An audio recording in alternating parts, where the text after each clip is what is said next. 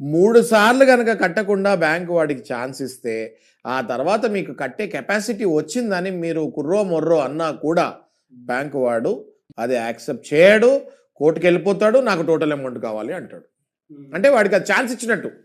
కాబట్టి దయచేసి నేను చూసే వీక్షకులకి అందరికీ ఏం చెప్దాం అనుకుంటున్నానంటే, మీరు 2 బౌన్సులైనా పర్వాలే కానీ 3వ బౌన్స్ ఒకవేళ అయ్యేటట్టు ఉంటే ఎట్టి పరిస్థితుల్లో ఆ 3వ ఈఎంఐ మాత్రం మీరు మిస్ కాకండి. ఎక్కడి నుంచైనా డబ్బులు తెచ్చుకొని ఆ ఒక్క 3వ ఈఎంఐ కట్టండి.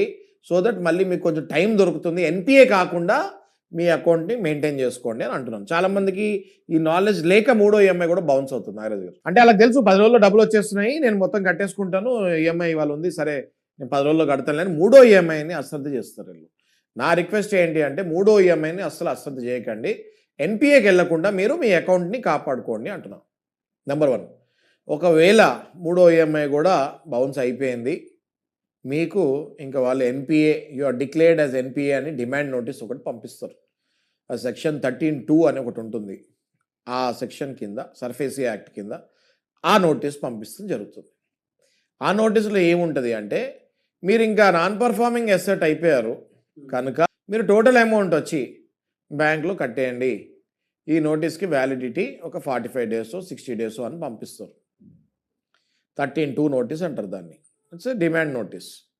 ఆ నోటీస్ పంపించినప్పుడు మళ్ళీ మనం చేసే చాలా అతిపెద్ద తప్పు ఏంటి అంటే, ఆ నోటీస్ని అటు ఇటు చూసి ఇంట్లో వాళ్ళకు కూడా చూపించకుండా చింపి పడేస్తారు చాలామంది ఈ బారోవర్స్. దయచేసి అది చేయకండి. అలాంటి నోటీసు డిమాండ్ నోటీస్ వచ్చినప్పుడు ఇట్ ఈస్ వెరీ ఈజీ